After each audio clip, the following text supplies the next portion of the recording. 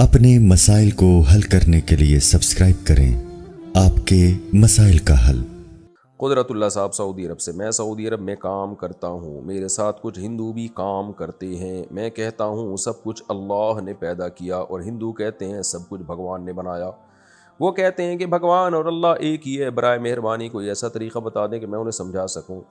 भाई देखो, सब कुछ अल्लाह ने बनाया, खुदा ने बनाया, गॉड ने बनाया, तो उस खुदा को हम अल्लाह कहते हैं, उसको वो भगवान कहते हैं। इस लिहाज से तो बात ठीक है कि हमने उसका नाम अल्लाह, हम अल्लाह से उसको ताबीर करते हैं, हिंदू उसको भगवान से ताबीर करते हैं।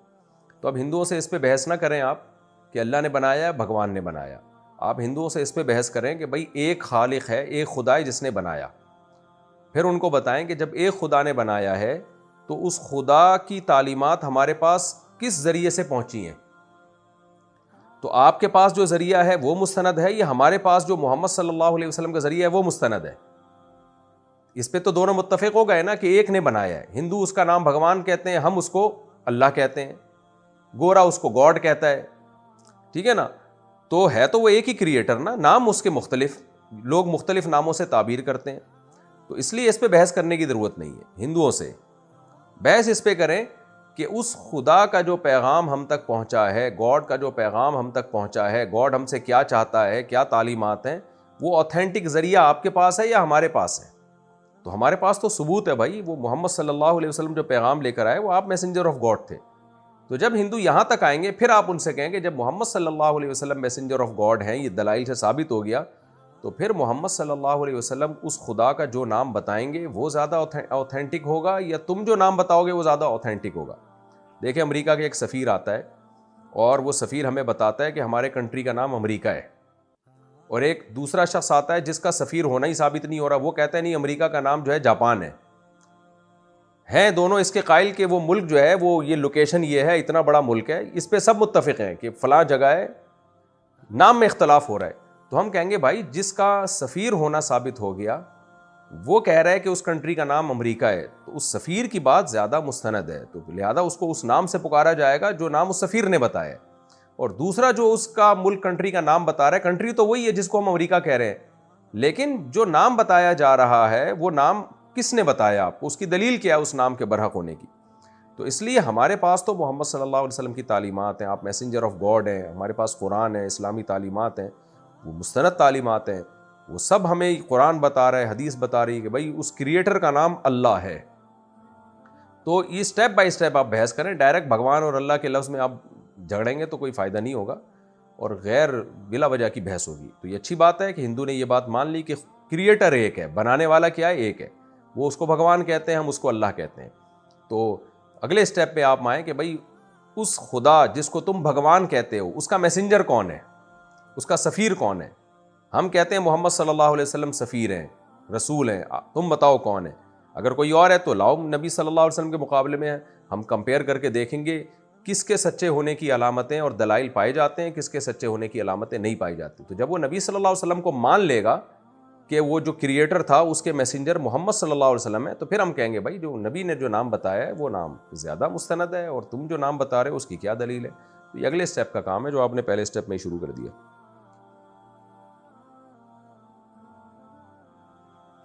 एक मर्द के लिए नेक औरत और बुरे मर्द के लिए बुरी औरत, ये इस दुनिया के लिए है या आखिरत के लिए भी?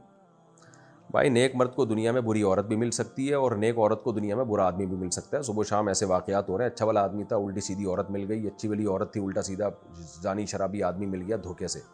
ये जो कुरान की आयत है ना, अल-खबीसातु लिल-खबीसीना वल-खबीसूना लिल-खबीसात वत-तय्यिबातु लित-तय्यिबीना वत-तय्यिबूना लित-तय्यिबात, सूरह नूर की जो आयतें हैं कि पाकीज़ा मर्द पाकीज़ा औरतों के लिए, पाकीज़ा औरतें पाकीज़ा मर्दों के लिए, खबीस मर्द खबीस औरतों के लिए, खबीस औरतें खबीस मर्दों के लिए। तो इसका मतलब ये नहीं है कि खबीस मर्द की शादी पाकीज़ा औरत से हो ही नहीं सकती, धोखे से सब कुछ हो सकता है।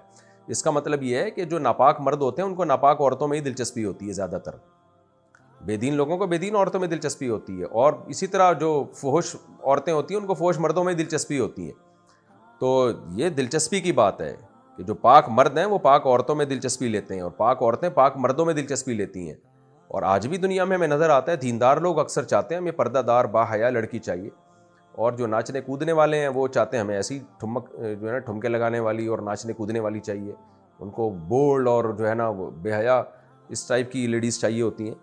تو یہ مطلب ہے آیت کا. باقی دھوکے سے تو بہت کچھ ہو سکتا ہے. اچھا بھلا نیک آدمی کی بیوی فراڈ نکل آئی, اچھی بھلی نیک عورت کا شوہر فراڈی نکل آیا, یہ تو دنیا میں ہو رہا ہے. اس لیے شادی سے پہلے سوچ سمجھ کے شادی کرنی چاہیے. کیا حاملہ عورت کو درگاہ پر لے جا سکتے ہیں؟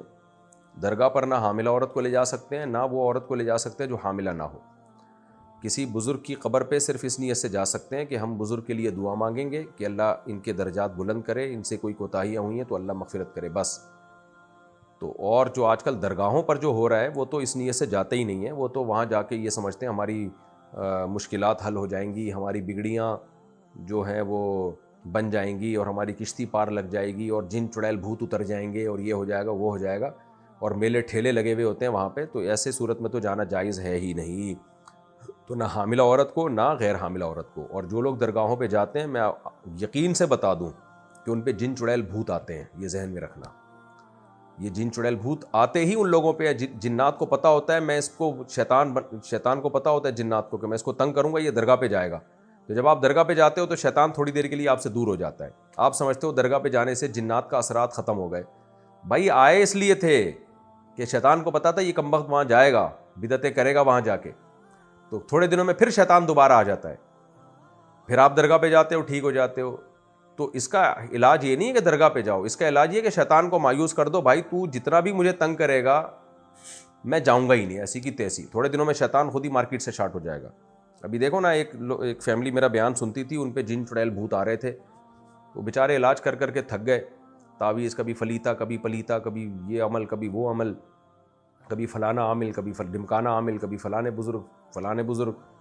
تو میرا بیان انہوں نے سنا کہ بھائی جنات بھگانے کا سب سے بہترین طریقہ ہے کہ بھگانے کا علاج چھوڑ دو, اور یہ تعویذ گنڈے اٹھا کے سائڈ پہ رکھ دو, اور اللہ سے بول دو کہ اللہ میں مر جاؤں گا مگر میں یہ چڑیل بھوت بھگانے والے عاملوں کے پاس نہیں جاؤں گا. میں مجھے موت قبول ہے, یہ بیماری میں مطمئن ہوں.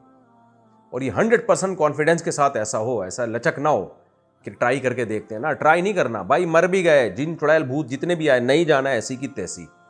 تو ان لوگوں نے میرے مشورے پر عمل کیا. اب تنگ آ گئے تھے بیچارے علاج کرا کے, تو مشورے پر عمل کیا. سارے تعویذ اٹھا کے نا, جتنے بھی گھر میں تھے سارے اٹھا کے کہیں دفن کر دیے. جاؤ بھائی, آج کے بعد کسی کے پاس جانا ہی نہیں ہے, یہ چڑیل بھوت ہی ہمیں قبول ہے. اللہ کا شکر ہے تھوڑے دنوں میں ٹھیک ہو گئے. وہ اتنے خوش ہیں, کہہ رہے ہیں یار جان چھوٹی. ورنہ یہ ایسی چیز ہے, اس میں گئے تو کبھی اس درگاہ پہ جا رہے ہو, کبھی اس کی دیگیں چڑھا رہے ہو. میں آپ کے سامنے بیٹھا ہوا ہوں الحمدللہ, بڑی بات نہیں کرتا, اللہ کے فضل سے میں ایک بات کہہ رہا ہوں. میں کہتا ہوں یہ عامل لوگ چڑیل بھوت ذرا لائیں نا ہمارے پاس بھی یار 2-4. تو یہ ان تلوں میں تیل نہیں ہے, یہ بے وقوف لوگوں پہ ان لوگوں کے اثرات ہوتے ہیں, اور جو ان سے متاثر ہونے والے لوگ ہیں. اس کا علاج یہ ہے کہ ان سے تعلق ہی ختم کر دو. اور زیادہ اچھا علاج چاہتے ہو کہ امیون سسٹم آپ کا بہت ہی پاورفل ہو جائے جنات کے خلاف, تو ان عاملوں کو برا بلا بھی کہا کرو صبح شام, اور جا کے چیلنج بھی کرو ایسی کی تیسی تو کچھ کر کے دکھا یار. اچھا بھائی, ایک پولیس والا آیا, مجھے کہنے لگا میرے پہ جن چڑیل بھوت آتے ہیں اور وہ فلاں عامل ہے. میں نے کہا بھائی تو پولیس میں ہو کے ڈر رہا ہے یار, ایک موبائل لے جا, صبح و شام ٹی وی میں خبریں آ رہی ہوتی ہیں فلاں عامل کے پہ چھاپا مارا پولیس والوں نے. ایک چھوٹا سا پولیس جو بیچارہ کوئی اتنا ہڈیوں کا ڈھانچہ ہوتا ہے, وہ اٹھا کے اس عامل کو موبائل میں ڈالتا ہے اور لے جاتا ہے اور لاک اپ کر دیتا ہے. وہ عامل اس کا کچھ نہیں کر سکتا جو بڑی بڑی باتیں کر رہا تھا. تو یہ پتہ نہیں کیا ہو گیا, پولیس والوں کو بھی اب عاملوں سے ڈرنے لگے ہیں. بھائی تم کیوں ڈر رہے ہو, تم تو پولیس میں ہو یار. ہم جب کسی سے ڈرتے ہیں تو پولیس کا حوالہ دیتے ہیں کہ پولیس کو بلاؤں گا, اور آپ ہی عاملوں سے ڈرنا شروع کر دو. تو جس عامل سے پولیس کو ڈر لگے نا, یہ عامل میرے اوپر یہ کر رہا ہے, پولیس والوں کو چاہیے موبائل اٹھائے, اس کو لے جائے 2-4 الٹا لٹکا کے اس کی دونوں تشریفوں پہ 2-4 چترول لگائے گا, سارے اثرات خود بخود ختم ہو جائیں گے انشاءاللہ. دائیں بائیں دونوں تشریفوں پہ لگنا چاہیے, ایک بھی تشریف خالی نہ رہے. ٹوٹل 2 ہی تشریفیں ہیں, ورنہ جتنی تشریفیں ہیں نا میں سب پہ چترول لگانے کا آرڈر دیتا. اچھا میرے بھائی فائق, اچھا کسی نے پوچھا ہے اگر فجر کی نماز اشراق سے پہلے پڑھ لیں تو کیا فجر قضا ہوگی یا نہیں؟ فجر قضا ہو جائے گی بھائی, سورج کا کنارہ نکلتے ہی فجر قضا ہو جاتی ہے, اس سے پہلے پڑھنا لازم ہے. فائق احمد UAE سے, اگر سفر کے دوران نماز قضا ہو جائے تو بعد میں اس کی قضا قصر پڑھیں گے یا پوری قصر پڑھیں گے, پوری نہیں پڑھیں گے؟ اور اگر قضا بھی سفر میں ہی پڑھ رہے ہوں تو کیا حکم ہوگا؟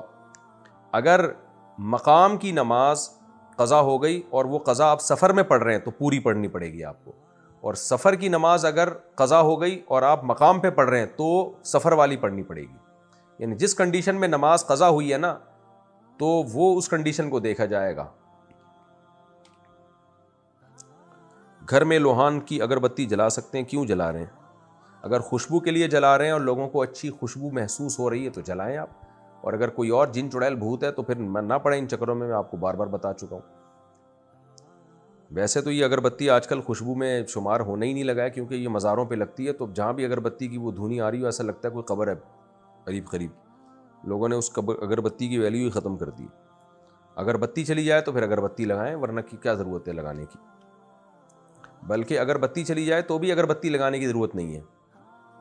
آج کل تو سرچ لائٹیں آ گئی ہیں اور دوسری بہت ساری اچھی اچھی عود کی خوشبوئیں آ گئی ہیں, وہ لگائیں.